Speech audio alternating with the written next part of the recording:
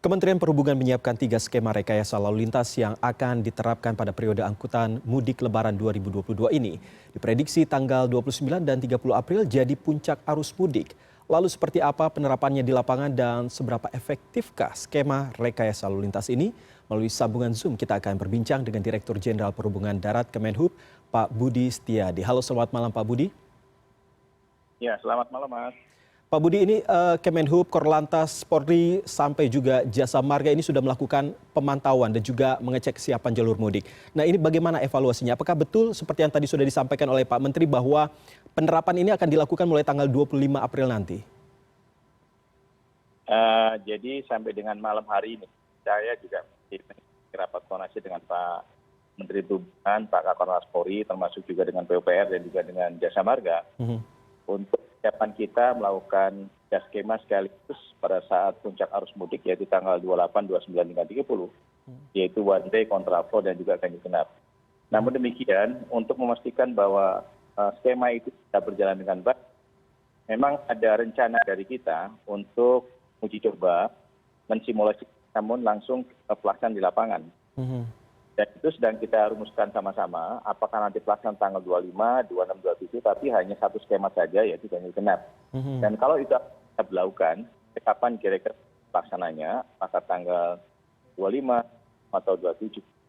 Dan kemudian juga dari kilometer berapa, karena tentunya ini akan kita lakukan, skema ini akan kita lakukan adalah untuk mengurangi kapasitas jalan tol yang mungkin volumenya meningkat, dan sekaligus adalah uji coba terkait menyangkut masalah sistem itu berjalan atau tidak. Karena di situ nanti ada perlu kesiapan dari para petugasnya, dan juga perlu kerjasama juga dengan semua unsur masyarakat yang menggunakan jalan tol. Jadi malam hari ini memang saya juga masih berlangsung rapat dengan Pak Menteri, dan diharapkan hari Senin besok kita akan finalisasi. Kita masih punya sekitar waktu sekitar 1 mingguan untuk kita akan melaksanakan ganjil genap sebelum tanggal 28 untuk skema sekaligus akan kita jalankan. Demikian, Mas. Alasan dipilihnya ganjil genap ini apa, Pak? Kenapa bukan kontraflow ataupun one way yang dipilih? Ya, perhitungan yang dengan skema yang ada, kita lihat bahwa produk kendaraan yang jalan tol itu cukup tinggi sekali, sebagaimana survei yang dilakukan oleh Kementerian Perhubungan pada Litbang. Dan kemudian kita sudah membuat 3 skema yang dilakukan dengan asumsi peningkatan itu sekian persen, dan sekian persen. Dan kita sudah lakukan juga, kalau itu tidak dilakukan mitigasi, dalam arti mungkin dengan satu skema saja, kira-kira padatan akan berapa persen, kecepatan berapa, kapasitas juga. Dan artinya terhadap skema itu kalau kita berlakukan sekaligus, kita akan mendapatkan rasio yang cukup baik, yaitu sekitar 0,6, artinya kecepatan mungkin bisa sekitar 50 sampai dengan 60 km per jam. Dan kemudian itu akan bisa dilakukan dibandingkan dengan kita tidak melakukan sama sekali atau hanya 1 atau 2 skema saja. Jadi kita sudah pada keputusan 3 skema akan kita lakukan, yaitu genap, kemudian one way, dan kontraflow, serta juga kita lakukan juga menyangkut masalah pembatasan kendaraan barang, sama yang akan kita tol.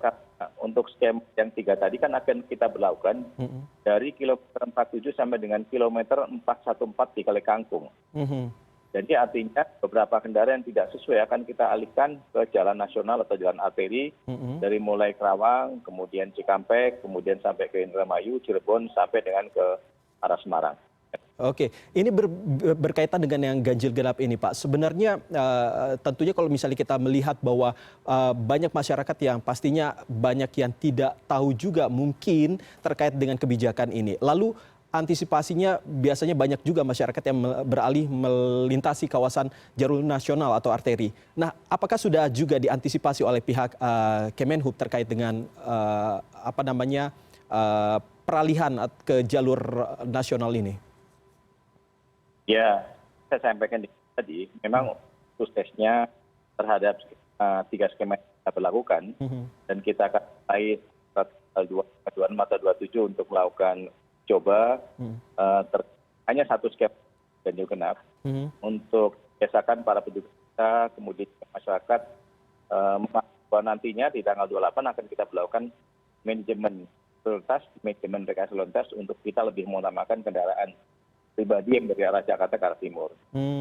Jadi untuk kan bahwa itu berjalan, memang kewajiban dari semua pemangku kepentingan untuk melakukan campaign atau melakukan sosialisasi secara masif pada masyarakat sehingga maksimal dari sekian perjalanan yang akan dilakukan oleh masyarakat, ya barangkali besar harus mengetahui bahwa tanggal itu dari kilometer berapa dan berapa masyarakat harus menggunakan jalan alternatif dan arteri jalan nasional. Jadi kita memang kewajiban untuk melakukan sosialisasi nantinya satu minggu depan sebelum nanti dilaksanakan antara tanggal tadi, Mas. Oke, jadi ini sifatnya akan situasional atau justru akan tetap misalnya untuk tanggal 28, 29, 30 akan diberlakukan 24 jam begitu untuk ganjil genap ataupun ada kebijakan lainnya, Pak?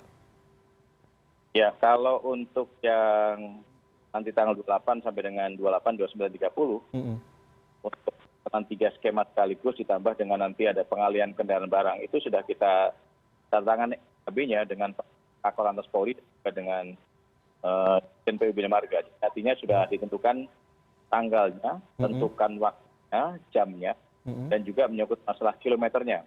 Karena dengan demikian kita sudah menentukan atau kemudian mendapat gambaran terkait kapasitas jalan tol dan juga volume yang akan tertampung, dan kita pastikan itu akan bisa berjalan dengan baik. Artinya jalan tol akan lancar. Namun untuk yang rencana genap yang nanti akan mendahului terhadap pelaksanaan yang sifatnya kita tentukan tadi, ini yang sedang kita rumuskan untuk membiasakan sistem itu diketahui oleh masyarakat, dan kemudian para petugas juga mungkin pembagian pekerjaannya, pembagian tanggung jawabnya sudah bisa berjalan dengan baik. Oke. Berdasarkan hasil studi yang dilakukan oleh Kemenhub sendiri, sudah dipastikan Pak bahwa puncak arus mudik itu tanggal 28, 29, 30 atau 29, 30 sehingga bisa membuat masyarakat ini semakin bisa mencari tanggal yang cukup aman begitu untuk melakukan mudik? Ya, kalau kita sih sebetulnya begitu nanti itu kan setelah dilakukan oleh Pak Presiden tanggal 29 itu libur, libur. Jadi kemungkinan potensi untuk puncak arus mudik itu tadinya kan tanggal 29 dan tanggal 30. Tapi potensi juga begitu tanggal 28, besoknya libur, masyarakat sudah banyak yang melakukan perjalanan. Dan kan mungkin perkiraan kita sebelum tanggal 28 pun sudah mulai banyak yang melakukan perjalanan. Jadi artinya memang puncaknya kita prediksi antara tanggal 28, 29 dengan tanggal 30. Tapi tidak menutup kemungkinan tanggal 1 dengan tanggal 2 dengan 3 saat mungkin adalah hari Lebaran itu sendiri.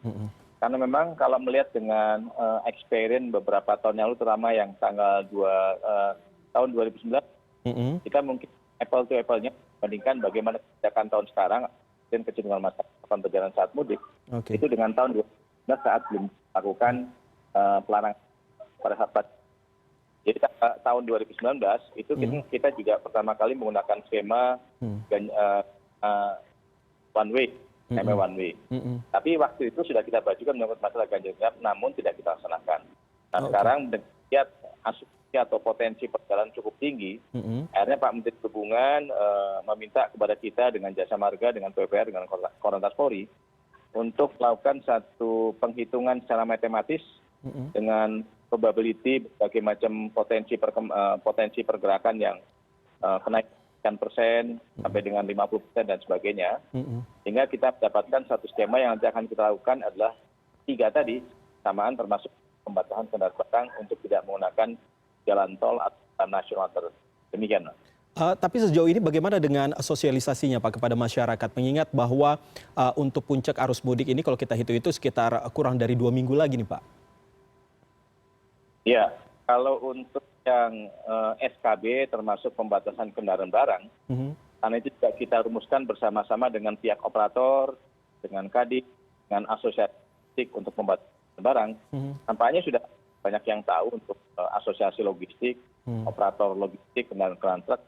Namun untuk yang skema one way dengan ganjil genap, skema one way itu kan sudah kita buatkan dalam SK bersama, dan sekarang menurut saya sudah cukup masyarakat yang tahu. Karena setiap hari juga beberapa media atau kemudian melalui media sosial banyak yang di-share ke masyarakat, dan mudah-mudahan sih masyarakat memahami akan mulai merencanakan kapan akan mulai perjalanan ke arah timur, terutama dari tempat-tempat di sekitar Jabodetabek. Nah, kalau kemudian pergerakannya tidak bersamaan, ini sangat memudahkan bagi kita. Jadi artinya seperti disampaikan Pak Menteri Perhubungan, kalau bisa mudiknya bisa antara tanggal 26 atau 7 gitu, sehingga tidak menumpuk nanti tanggal 28, 29 gitu. Tapi kalau saat berbicara dengan Korlantas Polri, Pak, terkait dengan sanksi yang akan mungkin diberikan kepada masyarakat yang bisa saja menyalahi aturan-aturan yang sudah dibuat begitu, apakah ada sanksi tilangkah atau sanksi untuk putar balik atau bisa saja tetap untuk melanjutkan perjalanannya ini, Pak? Ya, seperti yang sudah kami sepakati ya. Ini juga sering ditanyakan oleh beberapa media ya. Namun demikian, kita pedomannya payungnya adalah diperhatikan oleh Pak Presiden kepada kita semuanya, bahwa diharapkan masyarakat di tahun sekarang bisa mudik dengan bahagia, dengan aman, dengan selamat dan sebagainya. Artinya itu kita jabarkan, kita memfasilitasi atau meningkatkan, memberikan pelayanan dan menghadirkan perintah untuk kemudahan masyarakat dalam rangka melaksanakan mudik. Dengan demikian, walaupun kita ada semacam skema-skema tadi, kita sudah berkomitmen, memang kita harap pada saat sebelum kita melakukan beberapa manajemen lalu lintas yang seperti ini, kita juga sudah melakukan juga FGD dengan melibatkan beberapa pakar, terutama dari sosiolog, kemudian juga dari kebijakan publik dan sebagainya. Di situ ada satu hal yang menurut saya sangat penting sekali menjadi catatan kita semuanya, bahwa untuk mudik di tahun 2022 ini, harapannya pemerintah harus bersama-sama menggandeng dengan pihak masyarakat. Jadi artinya mudik kali ini adalah mudik yang saling bertanggung jawab, kerjasama kolaboratif antara pemerintah dan juga masyarakat. Dalam arti bahwa masyarakat tidak harus kemudian dengan katakan harus ada sanksi dan sebagainya, tapi kita harapkan masyarakat pun sudah tahu bahwa yang dilakukan ini adalah mencapai target untuk mudik 2022. Yang pertama adalah aspek keselamatan dan kemanusiaan. Nanti kita tetap melakukan pencegahan COVID-19, itu yang paling prioritas tertinggi. Kemudian juga menciptakan, meminimalisir terjadinya kecelakaan lalu lintas. Dan yang ketiga juga adalah target menyangkut masalah bagaimana kita ingin meningkatkan dan kemudian menciptakan lalu lintas yang lancar, aman, tertib di semua jalan, baik itu jalan tol, jalan nasional, atau kemudian di jalan-jalan alternatif yang nantinya akan digunakan masyarakat. Jadi artinya kita harapkan masyarakat turut serta sebagai subjek bersama dengan pemerintah dalam rangka mewujudkan 3 tujuan transportasi 2022 seperti yang kami sampaikan tadi. Demikian. Oke, berarti tidak ada penilangan, tapi tidak boleh untuk melanggar aturan-aturan yang sudah ada ya Pak ya, berarti ya? Ya, kira-kira begitu. Kita tidak akan melakukan penilangan, namun demikian kerjasamanya, mohon kesadarannya sama pemerintah. Baik. Dan kita akan 24 jam bersama dengan masyarakat selama pergerakan, kita akan 24 jam berada di lapangan. Tapi kalau berbicara soal posko penyekatan, apakah tetap ada Pak? Mengingat bahwa salah satu syarat seperti tadi Bapak terkait dengan protokol kesehatan, tetap ada itu Pak? Begitu Pak Presiden sudah menyampaikan kepada kita, kita juga tidak menggunakan nomenklatur pos penyekatan atau kemudian pos apa gitu. Namun kita lebih banyak kepada pos pelayanan. Artinya di pelayanan ini yang nanti akan didirikan baik oleh Polri, TNI, kemudian pemerintah daerah, di daerah yang kecelakaan, rawan kemacetan, rawan lintas, atau di simpul transportasi darat, terminal, jembatan timbang, sebagainya, kita akan lebih membantu keseluruhan masyarakat. Bahkan BBM yang kalau nanti kehabisan BBM, Pertamina juga sudah menyiapkan mobil-mobil yang membawa jiligen BBM untuk masyarakat yang dan itu yang kita lakukan tidak hanya pada pelayanan aspek yang saya sampaikan saja tadi, namun demikian ada pelayanan kesehatan. Jadi di beberapa simpul transportasi darat akan kita siapkan untuk vaksinasi booster, kemudian rapid test antigen, termasuk tempat dan juga makan minum yang bisa dimanfaatkan oleh masyarakat tanpa ada biaya sama sekali. Kita ingin memberikan supaya bahagia lah, dan pemerintah hadirkan bersama-sama dalam rangka mudahkan masyarakat gerakan dari satu tempat lain. Baik Pak Budi Setiadi, terima kasih sudah berbincang dengan kami. Tentunya kita juga berharap bersama-sama bahwa masyarakat semakin sadar betapa pentingnya menjaga kesehatan dan juga agar tidak terjadi kemacetan yang cukup parah begitu seperti tahun-tahun sebelumnya yang bisa menyebabkan kemacetan yang luar biasa begitu, apalagi di jalur tol. Terima kasih sekali lagi Pak Budi sudah berbincang dengan kami malam ini di CNN Indonesia Newscast.